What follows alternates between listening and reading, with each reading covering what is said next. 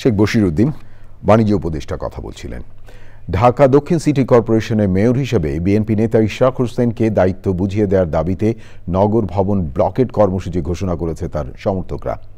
একই সঙ্গে স্থানীয় সরকার উপদেষ্টা আসিফ মাহমুদ সজীব ভূঁইয়ার পদত্যাগও দাবি করেছেন তারা। রিপোর্টে আরও জানাচ্ছেন লুৎফুর রহমান সোহাগ। ঢাকা দক্ষিণ সিটি কর্পোরেশনের মেয়র হিসেবে ইশরাক হোসেনকে পেতে টানা চতুর্থ দিনের মতো অবস্থান কর্মসূচি। তাতে স্থবির হয়ে পড়ে নগর ভবনের কার্যক্রম, বন্ধ হয়ে যায় সামনের সড়কের যান চলাচল। প্রজ্ঞাপন জারি করলেন, মানুষকে আলোর স্বপ্ন দেখালেন, কিন্তু আপনি কার্যকর করলেন না। তাহলে কি দাঁড়াচ্ছে ফলাফল? স্বভাবত কারণে আমরা বুঝতে পারি আপনারা আপনাদের লোক দিয়ে প্রশাসন চালাতে চাচ্ছেন, ভাগবাটোয়ারা নিজেরা করতে চাচ্ছেন। এই ধরনের প্রশাসক দিয়ে লুটপাট করে অতীতে যেভাবে লুটপাট করেছে, সেই লুটপাটের ফ্যাসিস্ট সরকারের পেতাত্তারা এটা যাতে না হয় এই ধরনের ষড়যন্ত্র করছে।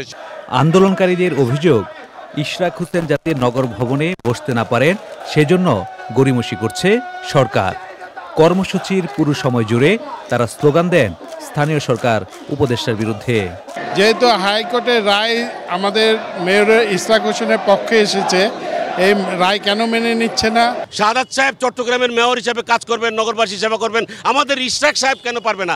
একই তো কেস। এই আন্দোলন চলমান থাকবে, প্রয়োজনে হলে যমুনায় আমরা ঘেরাও করব। দ্রুত দাবি মানা না হলে কঠোর আন্দোলনের হুঁশিয়ারি দিয়েছেন ইশরাকের সমর্থকরা। নগর ভবনের কার্যক্রম আগামীকালের জন্য বন্ধ। 2020 সালে 2.25 লাখ ভোটের ব্যবধানে জিতে ঢাকা দক্ষিণের মেয়র হন শেখ ফজলেনুর তাপস। গত মার্চে নির্বাচনী ট্রাইব্যুনাল ভোটের ফল বাতিল করে ইশরাক হোসেনকে জয়ী ঘোষণা করে। এপ্রিল মাসে তাকে মেয়র করে গেজেট প্রকাশ করে নির্বাচন commission. Lutfur Rahman Sohag, channel I, Dhaka.